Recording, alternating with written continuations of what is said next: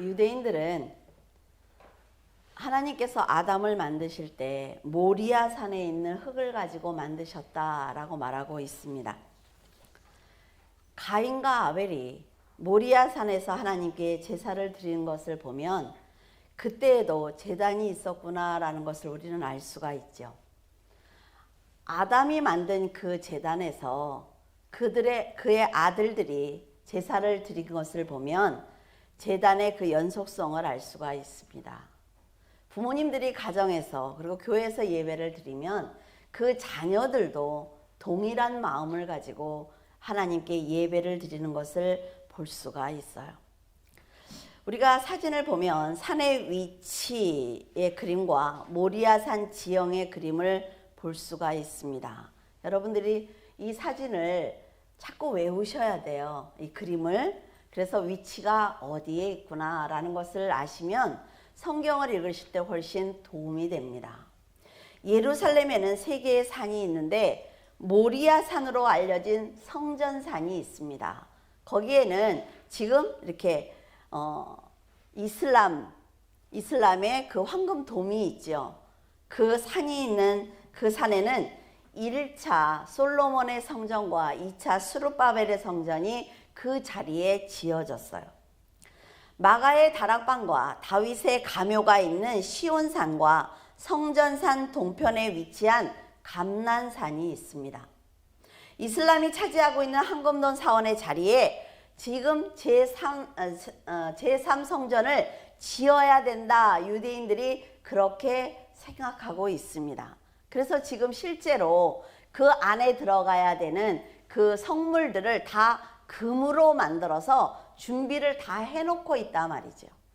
그래서 우리가 볼 때 트럼프가 예루살렘을 이스라엘의 수도다라고 발표를 했죠. 그래서 미국의 그 대사관이 예루살렘으로 옮기는 것을 우리는 실제로 보고 있단 말이에요. 성경에 나오는 그 일들이 지금 우리 세대에 이루어지고 있는 것을 볼 수가 있습니다.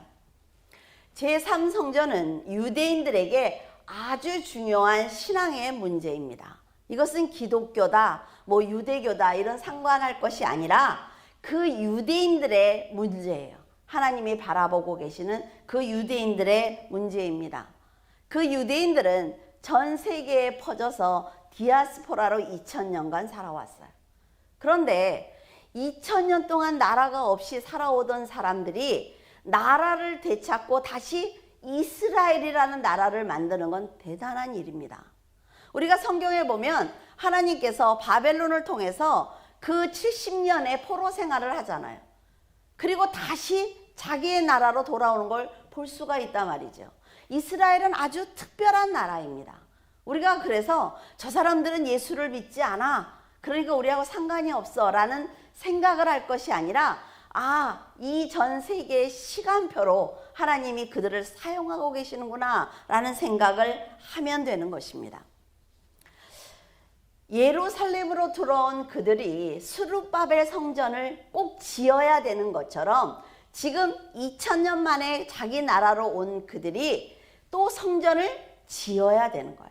자기들은 성전이 있어야만 하나님과의 관계를 이루어낼 수 있다라는 생각을 유대인들은 하고 있는 거지요.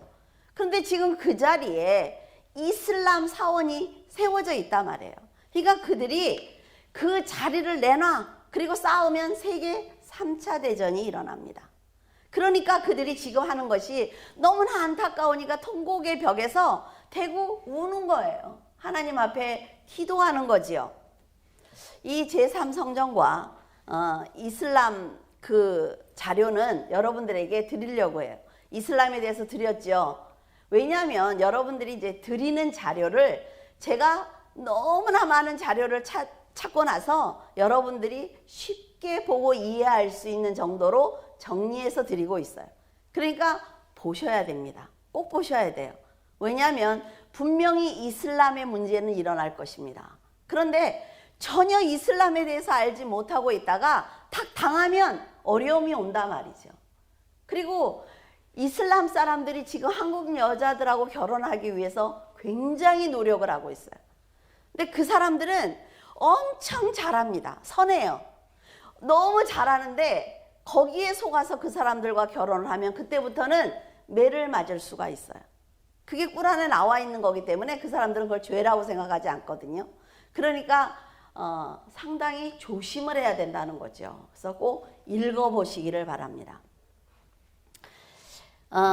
예수님이 너희들이 본 그대로 내가 온다라고 말씀하셨기 때문에 기드론 골짜기 쪽에 있는 황금문으로 들어올 것이다 라고 그들은 믿고 있습니다. 자, 산위치의 그림을 보면 가운데 성전이 있죠. 그리고 옆에 겟세마네 동산, 그리고 감람산, 기드론 골짜기 그쪽에 있어요. 그쪽 면에 문이 있는 거예요. 동문이 있습니다. 그래서 그쪽으로 들어오실 것이다 라고 생각을 하고 있는 거지요. 자, 누가복음 19장 41절에서 42절을 보면 가까이 오사 성을 보시고 우시며 이르시되 너도 오늘 평화에 관한 일을 알았더라면 좋을 뻔하였거니와 지금 내 눈에 숨겨졌도다. 예수님은 예루살렘으로 입성하실 때 감난산 남동쪽에 있는 베다니에서 나귀 새끼를 타고 성전으로 들어오셨어요. 그러니까 이 들어오신 문을 황금문이다, 미문이다 이렇게 얘기를 해요. 그러니까 그 문둥병자가 앉아 있었던 안진뱅이가 앉았던 그 미문이다. 너무나 아름답다 그래요. 근데 현재 이 문은 1541년 오스만 제국 술탄 술레야만이 그 1세가 유대인의 메시아가 이 문을 통해서 들어올 것이라는 것을 믿었어요. 그래서 지금은 다 폐쇄시켰습니다. 그 사진을 보면 알 수가 있죠. 막아놓은 상태라 말이에요. 그런데 여러분 한번 생각을 해보세요. 이 문을 막으면 메시아가 오지 못할 것이다 라고 그 사람이 믿은 거지요. 유대인들이 믿고 있으니까 그래 너희들의 믿음을 내가 차단할 거야 라는 마음에서 그 문을 막아놨다는 거죠. 그러면 우리 생각에 그렇게 믿어서 예수 그리스도가 메시아로 오실 것을 믿고 차단할 정도면 자기가 믿어도 되는 것 아니에요? 그러나 이것은 영의 싸움이기 때문에 절대로 믿지 않습니다. 여러분들이 그거를 알고 사람들에게 전도할 때 낙심하지 말라는 거예요. 내가 이 정도로 말하면 이 사람이 그래 내가 이렇게 잘해주면 이 사람이 이런 생각을 하지만 절대로 영적인 것이기 때문에 내가 원하는 대로 그가 믿어주지 않습니다. 그러면 낙심하면 안 된다는 거지요. 그런데 일부 학자들은 이렇게 말하고 있습니다. 그 동쪽에 있는 미문은 딱 2가지로만 사용이 된다. 그러니까 예수님도 그때 오실 때는 그쪽으로 오신 것이 아니라 서쪽 문으로 들어오셨을 것이다. 이게 이제 헤롯 성전 할 때 여러분들에게 자세히 알려드릴 거예요. 동쪽에 있는 그 문은 사진을 보세요. 앞에 기드론 골짜기와 감난산이 이렇게 있지요. 지형을 보면은 그러니까 그 기드론 골짜기에 제사를 지냈던 재를 거룩한 곳에 버려야 되기 때문에 그쪽 문으로 나가서 그걸 버렸어요. 그리고 또 하나는 아사셀 염소, 대속죄일에 아사셀 염소에게 죄를 전가한 다음에 아사셀 염소를 광야에 갖다 버릴 때 그 문을 통해서 갖다가 버렸어요. 그러니까 이 문은 오직 2가지만 사용했기 때문에 예수님이 동쪽 그 미문으로 오신다는 건 틀린 얘기다 라고 말하는 사람들도 있습니다. 학자들이. 그러니까 우리들은 그 어떤 학자가 어떤 주장을 하든 우리가 레위기를 보면 동쪽 그 문을 통해서 버렸구나 라는 것을 알고 있으면 됩니다. 홍수가 끝난 후에 노아가 방주 밖으로 나와서 여호와를 위하여 제사를 드린 곳도 모리아산입니다. 그리고 아브라함이 이삭을 번제로 드리려고 했던 것도 바로 모리아산이에요. 그러니까 이 모리아산이 이스라엘 백성들에게는 굉장히 중요한 곳이라는 것입니다. 이곳에서 이삭을 바치는 모습을 통해서 앞으로 오실 예수 그리스도의 십자가의 모형이 완성이 되었습니다. 아브라함이 이삭을 데리고 해발 744m의 모리아산에 간 것처럼 하나님이 예수님과 함께 갈보리로 가셨습니다. 갈보리는 골고다예요. 그러니까 같은 데예요. 같은 장소입니다. 이삭이 등에 자기를 제물로 드릴 그 장작을 짊어지고 간 것처럼 예수님도 자신을 못 박아서 죽일 십자가를 지고 가셨어요. 골고다는 아람어에서 유래된 것으로 두개골, 해골, 머리라는 뜻을 가지고 있습니다. 그 골고다의 지형 모양이 해골처럼 생겼다. 그래서 지어진 이름이에요. 예수님이 십자가에 못 박혀 처형된 장소는 정확하지는 않습니다. 그런데 이스라엘 수도 예루살렘 외곽에 있는 골고다 언덕으로 추정하고 있어요. 그 장소는 예로부터 공개 처형 장소였다고 합니다.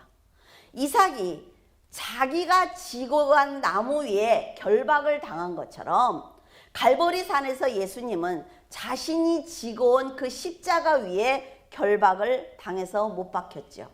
그리고 이삭을 죽이려는 순간 하나님이 순양을 준비해서 이삭을 살리신 것처럼 예수님이 죽고 부활하실 때 하나님께서 그를 살리셨습니다. 그래서 지금 똑같다 이렇게 보고 있는 거예요. 이 믿음의 과정 속에서 아브라함이 네 씨로 말미암아 천하 만민이 복을 얻을 거야 라고 아브라함에게 말씀을 하셨죠. 동일합니다. 인간의 모든 죄를 대속하신 예수 그리스도를 통해서 만민이 복을 받을 것이다 라고 말씀을 하셨어요. 성경은 이렇게 곳곳에 하나님의 언약과 예수님의 초림과 재림, 그리고 성도들의 믿음과 하나님의 계획과 그 언약에 대한 진행에 대해서 아주 자세하게 기록해 놓았다는 거죠. 성전 역시 예수 그리스도의 십자가입니다. 그림자입니다. 성막과 성전에 대해서 안다면 구원이 얼마나 귀중한 것인지, 그리고 우리 구원의 역사 속에 모리아 산이 그 중심에 있었구나라는 것을 알 수가 있습니다. 다윗 왕은 BC 1000년경에 아라우나로부터 그 타작마당을 50세겔을 주고 그 땅을 구입을 했습니다. 역대하 3장 1장에 보면 솔로몬은 아버지가 아라우나에게 구입한 그 땅에 성전을 건축했어요. 자, 솔로몬 성전을 보면 굉장히 아름답죠. 다 금으로 치장을 했으니까 그 시바 여왕이 와서 깜짝 놀랄 정도로 그렇게 아름다웠단 말이죠. 모리아 산에 세워진 성전에서 419년간 희생 제사가 지속됐습니다. 그런데 느부갓네살이 쳐들어오면서 완전히 무너져 버렸어요. 성전은 무너졌고 많은 유대교 종교 지도자들이 바벨론으로 끌려갔습니다. 그러니까 제사를 드릴 제사장이 없었던 거예요. 50년 뒤에 무너진 성전을 재건하기 위해서 학개와 스가랴를 비롯해 느헤미야와 스룹바벨 등 많은 선지자들이 바벨론에서 예루살렘으로 돌아왔습니다. 그러니까 이 사람들이 다 한 시대에 살던 사람들이구나 라는 걸 알 수가 있겠죠. 이 성전을 스룹바벨 성전이다 라고 부르고 있어요. 그 후에 로마의 통치 아래에서 헤롯이 백성들의 마음을, 유대인들의 마음을 사기 위해서 마음대로 성전을 증축합니다. 그래서 솔로몬 성전보다 훨씬 크게 만들었단 말이죠. 솔로몬이 지은 예루살렘 성전은 다윗이 모든 제반 준비를 했어요. 아들이 언제든지 성전을 지을 수 있도록 다 준비를 해주는 거예요. 이때 두로왕 히람도 백향목을 많이 보내서 성전을 지을 수 있도록, 그리고 사람도 보내주는 것을 볼 수가 있습니다. 솔로몬 성전은 사전에서 보면 알 수 있듯이 세 구획으로 구분이 됐는데 들어오는 현관과 그 다음에 성소와 지성소로 구분을 했어요. 성소의 규격을 우리가 사용하는 평으로 환산을 해서 여러분들에게 알려드립니다. 여러분들이 성경을 읽으면 몇 규빗 막 이러잖아요. 그러면은 성경을 딱 덮고 나면 뭐라 그래요? 뭐래? 그러니까 어쩌다는 거야? 이런 생각이 들잖아요. 그러니까 여러분들이 몇 평이구나. 여러분들이 보통 집에 70평 정도 살잖아요. 그렇죠? 그러면 내 집이 이 정도니까 성전이 이 정도구나 라고 딱 알 수 있단 말이죠. 그 솔로몬이 지은 성전, 그 규격, 성소의 규격은 73.63평입니다. 그러니까 대충 이제 감이 오죠. 그리고 현관은 12.27평이에요. 그래서 성전과 낭실을 다 합치면 85.9평입니다. 그러면 솔로몬의 성전이 얼마나구나 이제 감이 와요. 그죠? 천막으로 지은 성막의 지성소는 6.3평이었어요. 6.3평이었는데 솔로몬은 24.5평으로 크게 진 거예요. 지성소를. 근데 그 성막 하나님이 지어라 그런 건 19평이었습니다. 그러니까 얼마나 큰 차이가 나는지 알겠죠. 그러니까 이스라엘 사람들이 작은 그 텐트 같은 성막을 보고 있다가 지금 성전을 이렇게 보니까 놀란 거죠. 어떻게 이렇게 아름답게 질 수가 있을까? 막 하나님이 임재해 계신 것 같고 우리가 굉장히 믿음이 좋은 것 같고 막 와, 이 안에 들어가면 내 믿음이 굉장한 것 같고 이렇단 말이에요. 제자들이 지금 헤롯 성전을 보면서 이렇게 아름다운 곳이 있을 수가 있느냐고 놀란 것처럼 헤롯은 솔로몬의 성전보다 더 아름답게 짓기 위해서 노력했습니다. 그런데 스룹바벨 성전을 보니까 너무 작아요. 작으니까 이 헤롯이 생각을 할 때 이렇게 해서는 유대인들이 만족하지 않을 거야. 그러니까 이 동쪽에 미문이 있는 그 동쪽에는 기드론이 있기 때문에 이렇게 깎아지는 절벽이거든요. 그러니까 그쪽으로는 늘리지 못하고 이 삼면을 넓게 늘려주는 거예요.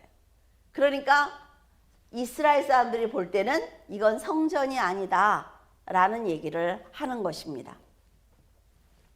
성전은요, 크고 아름답다고 해서 중요한 것이 아닙니다. 우리도 교회 건물을 화려하게 짓는다고 해서 그것이 내 믿음이 아닙니다. 교회 건물을 짓는 거에 대해서 반대하는 사람은 아니에요.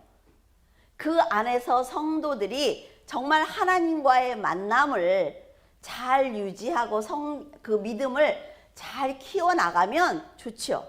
더 많은 사람들이 와서 함께 예배를 드리면 그것보다 좋은 것 없어요. 그러나 성전이다, 교회다, 이것은 하나님과의 나와의 만남이 이루어질 때 그 가치가 있는 거예요. 근데 헤롯 성전은 하나님의 임재와 이스라엘 백성들이 하나님과의 올바른 만남이 이루어지지 않았다는 것입니다. 솔로몬 성전은 사진을 보면 지성소는 사방 벽을 금으로 백향목을 다 감쌌어요. 그러니 얼마나 화려했을까요? 성소 내부에는 금 등대와 진설병과 분향제단이 있었습니다. 지성소 내부에는 순금을 입힌 그룹 2개와 언약궤가 있었습니다. 언약궤는 이렇게 우리가 금을 입힌 밑에 상자예요. 그리고 그 위에 뚜껑을 덮은 걸 속죄소다 이렇게 얘기를 합니다. 그래서 대제사장이 그곳에 가서 피를 뿌릴 때 그 위에다 뿌리는 거예요. 그건 또 성막을 할 때 여러분에게 더 자세하게 말씀을 드리겠습니다. 이 법궤가 지성소에 안치되기까지 참으로 많은 어려움이 있었어요. 사무엘하 6장 6절에서 8절 다 함께 읽죠. 그들이 낙원의 타작마당에 이르러서는 소들이 뛰므로 웃사가 손을 들어 하나님의 궤를 붙들었더니 여호와 하나님이 웃사가 잘못함으로 말미암아 진노하사 그를 그곳에서 치시니 그가 거기 하나님의 궤 곁에서 죽으니라. 여호와께서 웃사를 치심으로 다윗이 분하여 그곳을 베레스 웃사라 부르니 그 이름이 오늘까지 이르니라. 이 성전을 짓기 위해서 수고한 사람은 바로 다윗입니다. 다윗은 사울 왕이 쫓겨다니다가 사울 왕이 이제 죽었어요. 죽으니까 하나님께 여쭈어봅니다. 기도하면서 하나님 이제 제가 어디로 가야 합니까? 그리고 여쭈어봐요. 그러니까 하나님이 말씀하실 때 사울 왕이 이제 죽었으니까 헤브론으로 가라 이렇게 말씀을 하시죠. 해발 930m나 되는 고성 헤브론에서 다윗은 유다와 이스라엘을 통일하는 왕이 됩니다. 그의 나이 30살에 이제 유다 왕이 되죠.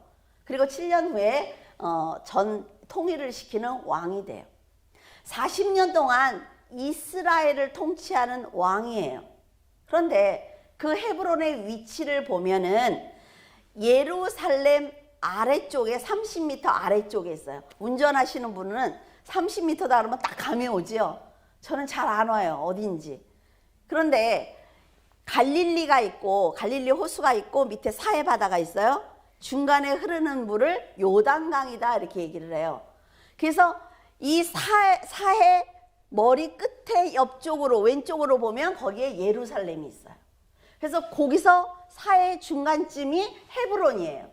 근데 여러분들이 지도를 머리에다가 담고 있어야만 성경을 읽으실 때 훨씬 쉽고 재밌어요. 다윗은 헤브론을 왕도로 삼아서 통치하다가 그 위쪽 예루살렘으로 수도를 옮깁니다. 다윗성에서 살던 다윗은 법궤가 그런데 아직도 기럇 여아림에 있는 것이 마음이 아팠습니다. 기럇 여아림의 사진 보시죠. 어때요? 여기 있잖아요. 그렇죠? 예루살렘에서 더 왼쪽으로 조금 더 가면 기럇 여아림이 있어요. 거기에 법궤가 있고 자기는 다윗성에서 편안하게 살고 있는 게 너무나 마음이 아팠던 거예요. 아, 내가 이렇게 큰 집에서 사는데 하나님의 저는 저렇게 초라하니까 어떻게 하지? 라는 고민을 하기 시작을 했어요. 그 후 70년 동안 법궤는 기럇 여아림에 머물러 있었습니다. 그러니까 다윗이 나단 선지자를 부르죠. 법궤가 그곳에 있는데 내가 마음이 편치가 않다. 그러니까 우리가 법궤를 모셔오면 어떨까라고 이렇게 제안을 해요. 그러니까 나단이 너무 좋은 생각이라고. 나단이 선지자인데 하나님께 여쭤봐야 되잖아요. 그죠? 근데 보면 실수할 때 보면 기도를 안 해. 사람들이. 우리가 성경을 보면 다 그렇죠. 꼭 어떤 큰일이 일어나려면 사람들이 기도를 안 해요. 기도를 안 하고 자기 생각으로 하나님도 좋아하겠다라는 생각을 하고 그냥 결정을 해버려요. 그러니까 나단이 너무 좋다 그러니까 그러면 그렇게 하자. 그리고 신들이 났단 말이에요. 그래서 새 수레를 만듭니다. 소 2마리를 이렇게 앞에서 끌게 하고 다윗이 신이 나니까 온 백성들도 춤을 추고 음악을 틀고 난리가 났어요. 그래서 하나님의 법궤를 모셔오기 시작을 합니다. 그때 낙원 타작마당에 이르렀을 때 잘 왔던 소가 갑자기 뛰기 시작을 하는 거예요. 그러면 여러분이 웃사가 한번 돼보세요. 성경을 읽을 때. 법궤가 떨어지게 생겼는데 안 잡습니까? 잡지요. 저 같아도 잡아요. 근데 하나님이 그것이 잘못했다라고 말씀을 하고 계세요. 웃사가 잘못한 겁니까? 누가 잘못했어요? 다윗과 제사장들이 잘못한 거예요. 근데 웃사가 끌고 오다가 뛰니까 잡고 죽은 사람은 웃사예요. 자, 이걸 어떻게 봐야 되냐면 웃사의 죽음을 하나님께서 우리에게 보내시는 경고로 들어야 합니다. 우리는 그렇게 얘기를 하죠. 제가 그 교회를 다녀서 목사를 잘못 만나서 그래요. 내가 잘못한 것 아니에요. 자기의 지금 믿음이 없음을 그렇게 말한다고요. 그 목사가 그렇게 가르쳐 줬어요. 근데 누가 죽어요? 내가 죽는 거예요. 내가 죽는 겁니다, 여러분. 다윗이 처음부터 잘못된 계획을 세웠어요. 그리고 실행했습니다. 하나님의 진노로 안타까운 죽음이 결과물이지요. 다윗과 종교 지도자들이 잘못한 겁니다. 누가 죽었어요? 내가 죽었어요. 목사가 하나님의 말씀을 올바로 가르치지 않는 걸 핑계댈 수 없다는 거예요. 마지막 때. 내가 죽을 때는 내가 올바른 진리를 알지 못해서 내가 죽는 거지. 그들은 그들의 죄로 그들은 또 심판받겠죠. 근데 나는 하나님의 말씀을 들었단 말이에요. 웃사도 하나님의 말씀을 왜 안 들어요? 다 외웠잖아요. 그들은 다 말씀을 외우니까. 그런데 잘못된 지시를 받고 하나님보다 사람의 말을 더 믿고 내가 해야만 출세할 수 있으니까 하는 거예요. 그래서 웃사가 죽습니다. 다윗은 웃사가 죽는 걸 보고 법궤에 가까이 가지 못하는 거예요. 다윗은 법궤를 오벳 에돔의 집으로 옮깁니다. 그런데 그들이 예상하지 못하는 일들이 일어났단 말이에요. 법궤가 안치됐으면 얼마나 두렵습니까? 그런데 하나님께서는 그 가정에 석 달을 계시면서 그곳에 임재하셔서 그 가정을 축복하시는 거예요. 자, 여러분들은 여기서 이걸 생각해야 돼요. 신앙으로 준비된 자와 준비되지 않은 자가 하나님께 받는 복이 다르다는 것입니다. 우리는 이런 말을 많이 해요. 위기는 곧 기회다. 전 틀렸다고 생각을 합니다. 위기가 어떻게 기회예요?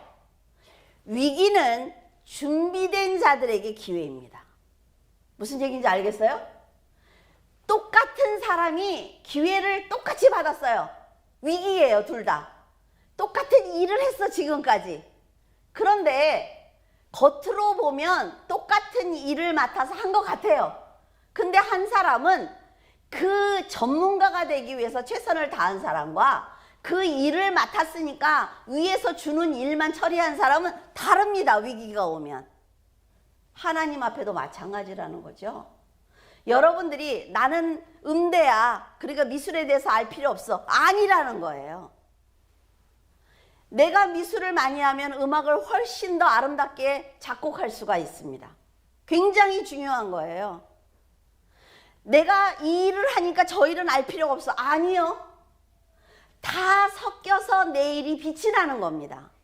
그래서 준비한 자가 위기를 기회로 만든다는 것입니다. 여러분들이 꼭 기억했으면 좋겠어요. 오벳 에돔의 가정이 자식까지 축복을 지금 받고 하나님이 막 복을 내려준다는 소식을 들은 다윗은 그때야 이제 조금 하나님께 가도 되겠구나 라는 생각을 하게 됩니다. 그제서야 제사장들을 모아서 하나님의 법궤를 어떻게 옮기는 거야? 라고 물어요. 그러니까 뭐라 그래요? 레위 자손 뭐지요? 갑자기 생각이 또 안 나. 금방 머리에 있었는데. 어깨에다가 메어야 됩니다. 고앗 자손. 나는 은징어사님 없으면 안 돼. 고앗 자손이 어깨에 메어야 됩니다. 이렇게 얘기를 했어요. 그러니까 어깨에다 딱 메고 6걸음을 걸어봅니다. 걸음을 6걸음 걸어보니까 안 죽거든요. 그러니까 그때야 같이 춤을 추고 비파와 수금을 하고 난리가 난 거예요. 여러분, 잘못해서 했을 때 바로 다윗이 죽도록 회개했다라는 말이 없습니다. 다윗이 솔로몬 전에 그 아기 있잖아요. 그 아기가 죽으려고 할 때 엄청 회개하는 걸 볼 수가 있죠. 근데 하나님의 법궤를 그렇게 잘못된 방법으로 옮겼을 때 다윗이 정말 죽도록 회개했다라는 말이 없어요. 그냥 인간적인 생각을 하는 거죠. 너무 두려운 거예요. 무서운 거죠. 근데 그 법궤를 가지고 있는 오벳 에돔이 복을 받는 걸 보면서 이제는 옮겨도 되겠구나 라는 생각을 하는 거예요. 그리고 6걸음을 걷게 해봐요. 왜 그랬을까요? 죽나 안 죽나 보는 거잖아요. 그렇죠?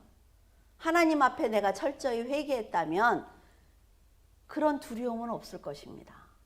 그래서 여러분들이 이런 성경을 보면서 내가 지금 어떤 행동을 하고 있는지, 내가 지금 어떤 삶을 살고 있는지 여러분들이 성경을 보면서 생각하셔야 된다는 거예요.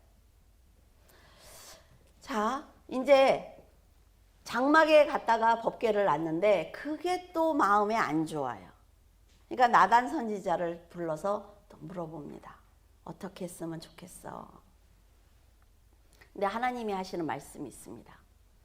내가 이스라엘에서부터 너희들을 이끌어낼 때 언제 한 번이라도 내가 이 말 집을 지으라고 말한 적 있니?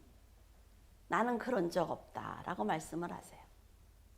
내가 원하는 건 그게 아니야 라는 거지요. 회막은 하나님께서 머물려고 만들라는 자리가 아닙니다. 우리가 그 작은 집을, 여러분 생각해서 19평밖에 안 되는 그 집을 지어놓고, 텐트예요, 텐트. 그 집을 지어놓고 이 온 우주를 창조하신 그 하나님이 그 안에 들어가 계실 거라고 생각을 합니까?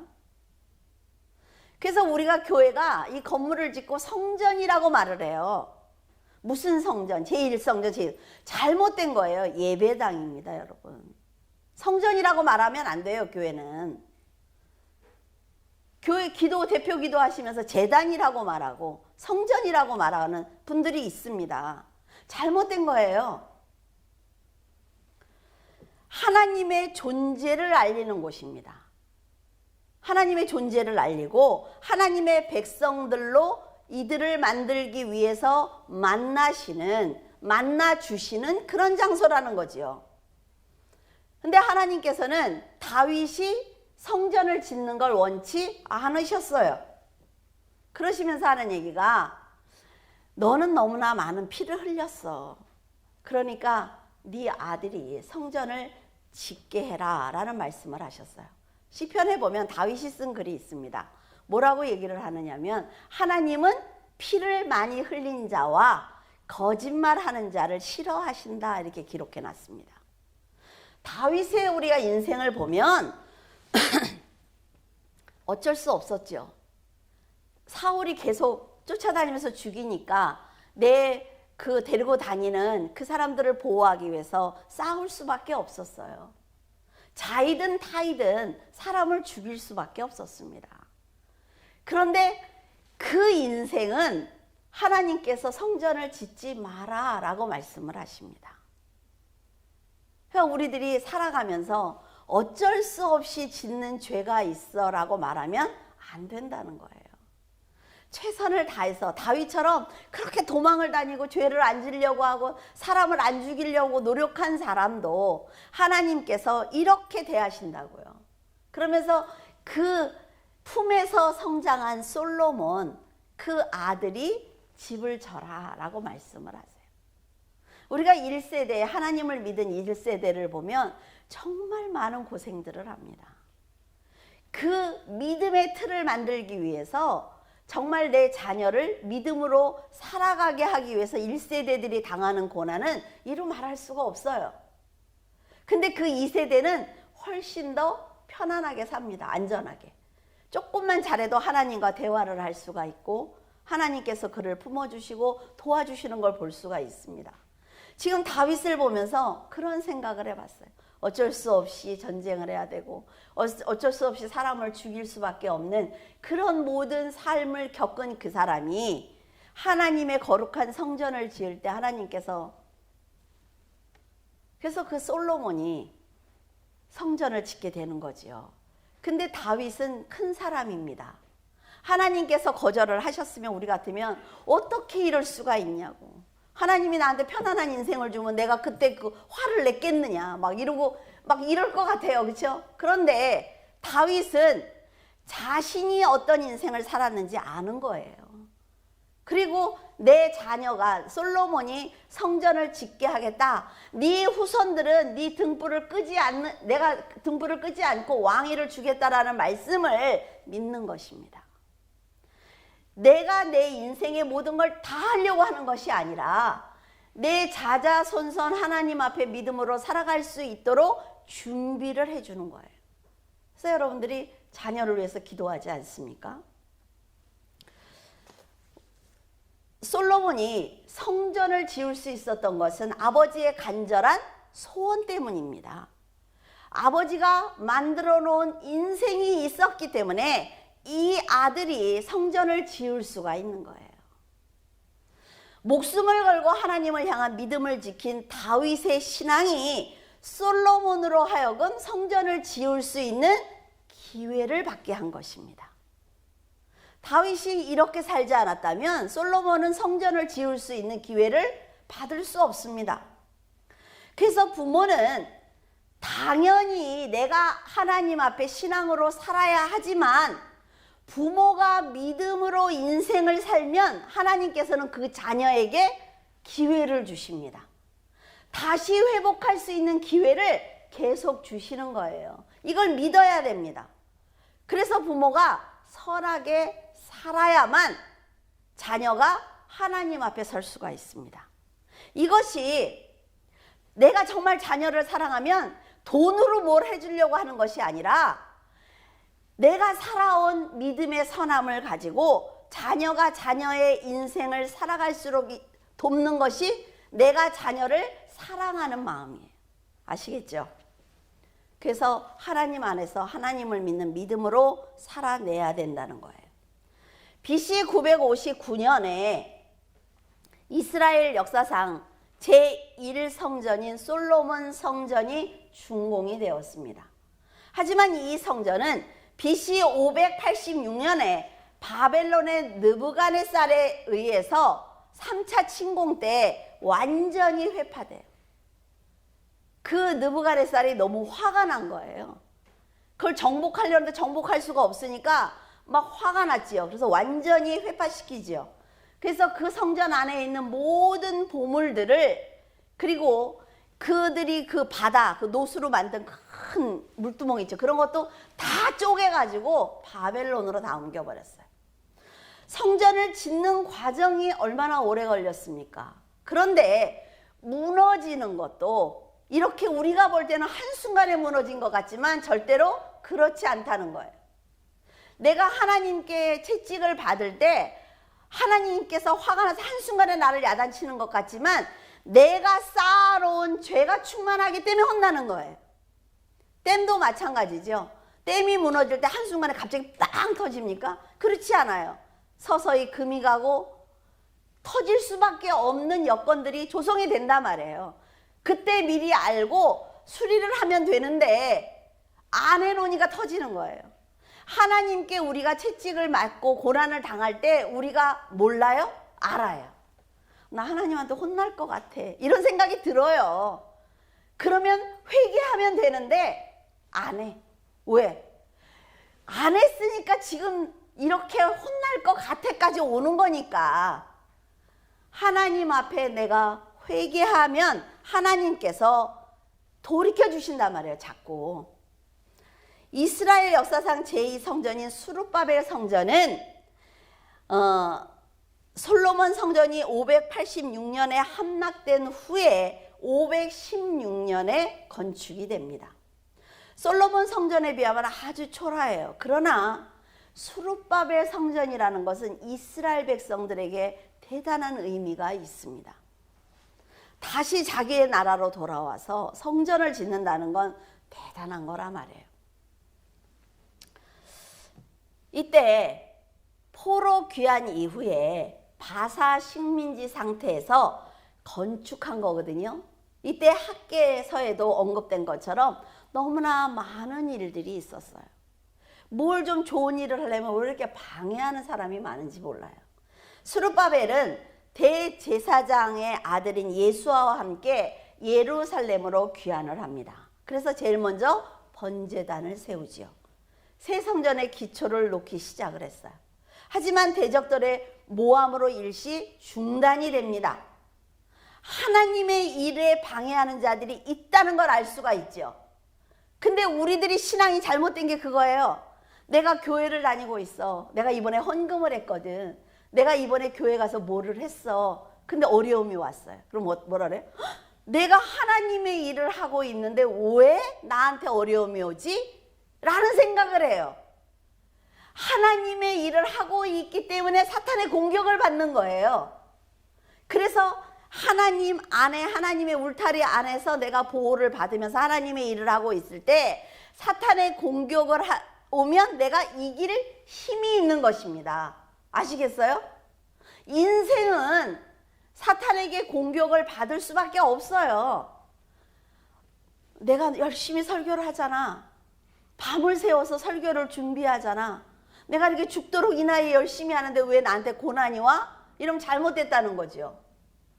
아, 그런데 하나님이 나에게 이길 힘을 주시는구나. 라는 것에 대해서 감사해야 되는 거예요. 이게 성도들이 가져야 될 자세입니다. 지금 이스라엘 백성도 마찬가지라는 거지요.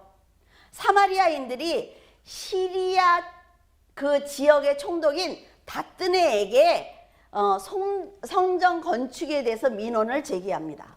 얘네들 좀 이상해. 얘네들 하는 게 이게 뭐예요? 아무래도 당신들한테 반역하려고 하는 것 같아요. 막 이런 여러 가지 민원을 제기해요. 그러니까 그 다뜨네가 행정적인 절차에 따라서 본국에 어떻게 쓰면 좋겠습니까? 라는 훈령을 요청합니다. 페르시아 다리우스 왕은 그러니까 그걸 딱 듣고 하는 얘기가 과거에 했던 공문을 다 찾아봐. 뭐라고 그랬어? 고레스 왕이 어떻게 지시를 했어? 라고 말하는 거죠. 그래서 메대 수도인 앙메다 궁에서 한 두루마리를 찾게 돼요. 문서에는 재건될 성전의 구체적인 수치와 얼마를 줘라, 그래서 성전을 재건시켜라 라는 것이 아주 상세하게 적혀져 있었습니다. 그러니까 문서를 확인한 다음에 다리우스가 고레스 왕이 내린 그 명령대로 하라 그래. 그리고 너희들은 그걸 다 그대로 실행해 라고 명령을 했어요. 모든 것을 다 조달해 줬다는 거지요. 그 결과로 에스라 6장 16절에서 17절 시작. 이스라엘 자손과 제사장들과 레위 사람들과 기타 사로잡혔던 자의 자손이 즐거이 하나님의 성전 봉헌식을 행하니, 하나님의 성전 봉헌식을 행할 때 수소 100마리와 순양 200마리와 어린 양 400마리를 드리고, 또 이스라엘 지파의 수를 따라 순염소 12마리로 이스라엘 전체를 위하여 속죄제를 드리고. 멋지죠?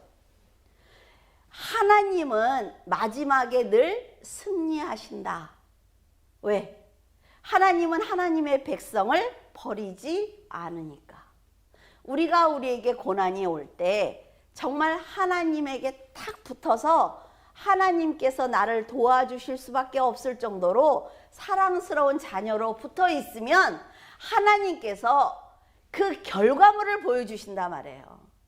그랬지, 많이 어려웠지, 지금 네가 당하는 것이 고난이지, 그런데 내가 너를 이렇게 사랑해서 네가 이걸 깨닫게 하기 위해서 내가 너의 삶을 잠시 빌린 거야 라는 걸 알려주시는 거예요. 그러니까 느헤미야나 다들 학계나 다 고생했잖아요. 정말 이들에게, 이 사마리아 사람들에게 성전을, 그 괴롭힘을 당해서 성전을 짓지 못하겠다는 생각을 했어요. 그래서 눈물로 기도하고 하는 것 아닙니까?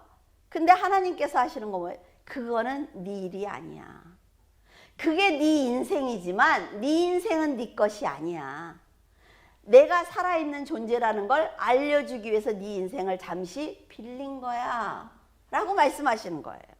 그래서 내 인생을 하나님께 드릴 때 나에게 다가오는 그 모든 어려움은 내 마음속에 넣는 것이 아니라, 내 마음속에 넣으면 어때요? 사람이 밉고 삶이 힘들어서 못 살아요. 내 마음에 넣는 것이 아니라 내 마음 밖에다 놓고 제3자로서 그 사건을 바라보면서 하나님과 함께 해결하는 거예요. 이게 성도들이 지혜로운 겁니다. 근데 그걸 내 안에 탁 넣으면 안 보여. 그 다음부터 세상이 안 보이고 막 사람이 무섭고 이 일은 절대로 해결될 수 없는 일이고 이런 생각이 든단 말이에요. 그래서 여러분들이, 저는 자녀를 야단칠 때도 그렇게 하라고 얘기를 하거든요. 야단을 칩니다, 무섭게. 근데 그 자녀를 내 마음에 탁 넣어놓고 하면 나중에 어때요? 화가 나서 내가 무슨 말을 하는지도 몰라. 자녀를 밖에다 놓고 한 인격체로 보고 야단을 치고 훈계를 하되 이 자녀가 어떻게 성장했으면 좋겠다라는 판단은 흐리면 안 되는 거예요. 그래서 정확하게 자녀에게 전해주는 거죠. 근데 이게 안 되니까 막 자녀를 야단치다가 이렇게 밖에서 보면 엄마가 더 미친 사람 같아. 더 길길이 뛰고 난리가 나. 그럼 실패하는 거예요. 다리오 2년에 작업이 재개돼서 4년 후에 완공이 됩니다. 솔로몬 성전에 비해서 초라하지만 그 70년이라는 남의 나라에 포로로 살다가 자기 나라에 와서 성전이 완성된 수르바벨 성전을 보았을 때 그 백성들이 느끼는 감동은 이루 말할 수가 없다는 거죠. 얼마나 굉장합니까? 그렇죠? 그래서 학개 선지자는 수르바벨을 하나님의 종이다 하면서 굉장히 존중하고 높이고 섬겼어요. 성전은 이렇게 성도들의 삶의 중심입니다. 그리고 하나님의 관심이 머무는 장소예요. 성전을 세우고 거룩하게 보존하는 것은 많은 시간이 걸립니다. 그리고 어려움도 따라요. 성전이 어디 있어요? 여러분이 성전이죠. 여러분의 성전을 거룩하고 완벽하게 세우기 위해서는 많은 시간과 어려움이 따릅니다. 그런데 그것을 하나님과 나와의 관계에서 나를 거룩한 성전으로 만들기 위해서 노력할 때 가능한 것이지, 하나님을 배제한 나만 거룩하고 나만 멋있는 성전이 되려고 하면 그 성전은 성전이 아니다. 아시겠죠? 지금 이스라엘도 마찬가지죠. 그래서 매 순간 어떤 일을 당하든 어떤 말을 듣든 내 자신의 죄를 발견하고 회개를 한다면 넘어져도 아주 넘어지지 않습니다. 근데 여러분들에게 이렇게 부탁하고 싶은 게 있어요. 어떤 사건이 딱 일어나면 다 자기한테서 죄를 찾아. 내가 나한테서 죄를 찾는 건 하나님과 나와의 관계예요. 사람이 괴롭힐 때 사람의 관계에서 내 죄를 찾으면 무너집니다. 무슨 얘기인지 알겠죠? 왜? 나는 지금까지 최선을 다해서 살았어요. 그러나 아무리 완벽해도 하나님 앞에는 완벽하지 않습니다. 그래서 어떤 문제를 만났을 때 하나님 앞에 내 죄를 찾고 하나님께 고하고 하나님과 해결하는 건 굉장히 중요해요.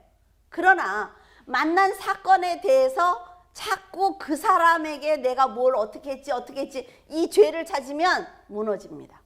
이게 잘 구분이 되나요? 네, 뭐 영리하시니까. 이스라엘 백성들이 자신의 신앙을 돌아보는 삶을 살았다면 이방인들에 의해서 무너지지 않습니다. 하나님 앞에 회개하고 하나님 앞에 속죄하고 돌이키면서 더 강한 사람들이 되었겠지요. 성전이 무너지는 건 아주 부끄러운 일입니다. 여러분들이 인생을 살면서 하나님을 부인하는 건 아주 부끄러운 일이에요. 지금 우리가 말세에 살고 있습니다. 말세가 올 게 아니에요. 지금 우리가 말세에 마지막 때에 요한계시록 마지막 때에 지금 우리가 살고 있어요. 오늘 예수님이 오셔도 이상하지 않습니다, 여러분. 진짜로. 그런데 예수님께서 뭐라 그러실까요? 야, 지진 나고 전염병 돌고 전쟁 나고 내가 얘기했잖아, 마지막 때에. 그래서 내가 온다고 그랬잖아. 천사가 부는 답할 소리를 너는 들을 수 있겠어? 라고 물어보신단 말이에요. 지금도 날마다. 내가 영적으로 살지 않으면 하나님이 부르시는 그 소리를 들을 수 없어요. 여러분, 성도들은 주 안에서 항상 기뻐해야 됩니다. 그리고 여러분에게 아무 염려도 하지 마세요. 이런 건 거짓말이죠. 저도 날마다 염려를 하고 아주 고민을 찾아서 해. 그래. 현우가 그래. 그 시험 잘 봤나? 갑자기 그래. 근데 전화를 또 못하겠어. 수업을 하나? 막 이게 또 방해를 할까 봐 아주 그냥 고민을 사서 하고 있어. 어련히 얼마나 잘할까. 아유, 현우가 또 찔리겠네. 모든 일을 날마다 쉬지 말고 기도와 간구로 알아야 됩니다. 그런데 입으로 알으려고 하지 마세요. 쉬지 말고 하라니까 입으로 하려고 그래. 여러분의 삶으로 보여드리세요. 애들도 그러잖아요. 엄마, 나 오늘부터 잘할게요. 그러면 말로 하지 마. 보여줘. 우리는 그렇게 말을 잘하면서 우리는 하나님한테 안 보여드려. 쉬지 말고 기도하라는 것이 너의 삶을 나에게 보여줘. 이 얘기예요. 항상 어떻게 기뻐해요? 뭐 정신 나갔나? 어려움이 와도 내가 앉으려고 노력하는 것, 그게 항상 기뻐하면서 살아가는 거예요. 그러면 모든 지각에 뛰어난 하나님의 평강이 그리스도 예수 안에서 여러분의 마음과 생각을 지켜주실 것입니다. 기도하겠습니다. 사랑의 하나님, 은혜를 감사를 드립니다. 어떻게 하면 성도들이 하나님의 곁으로 달려갈까? 어떻게 하면 성도들이 이 어려운 성경을 옛날 이야기책처럼 즐겁게 볼 수 있을까? 늘 고민을 합니다. 성막을 준비하면서 하나님께서 말씀하신 건 성도들이 아주 쉽게 성막이 무엇인지 알았으면 좋겠다는 것이었습니다. 하나님 아버지, 성도들이 성경을 읽으면서 이제 제사가 이런 것이구나, 성막이 이런 것이구나, 예수 그리스도의 사랑이 이런 것이구나 깨닫기를 원합니다. 그래서 1대1로 하나님 앞에 나아갔을 때 부끄럽지 아니하고, 내가 하나님을 완전하게 아는 것 같다고, 하나님의 사랑을 내가 경험한 것 같다고, 하나님의 은혜가 늘 나와 함께 계시는 것을 저는 느낀다고 이렇게 기도하는 귀한 성도들이 되기를 원합니다. 하나님 붙들어 주시옵소서. 이 험한 세상에서 세상을 보지 않게 하시고 세상이 무너질수록 두려워하지 아니하며 나팔 소리를 내며 나에게 다가오실 예수 그리스도를 그리워하고 즐거워하는 귀한 성도들이 되기를 원합니다. 하나님 말세에 하나님 아버지, 악한 자들의 출현은 절대로 두려운 일이 아닙니다. 하나님 아버지, 우리 주 예수 그리스도께서 준비하신 처소에 그 아름다운 곳에 들어갈 날이 가까이 왔다는 증거인 줄로 믿습니다. 아버지 하나님, 온 성도가 믿음으로 살아가게 하시고 우리 주 예수 그리스도를 드러내기에 합당한 삶을 살아갈 수 있도록 도와주시옵소서. 주님께서 함께 하심을 감사하며 우리 주 예수 그리스도 이름으로 기도드립니다. 아멘.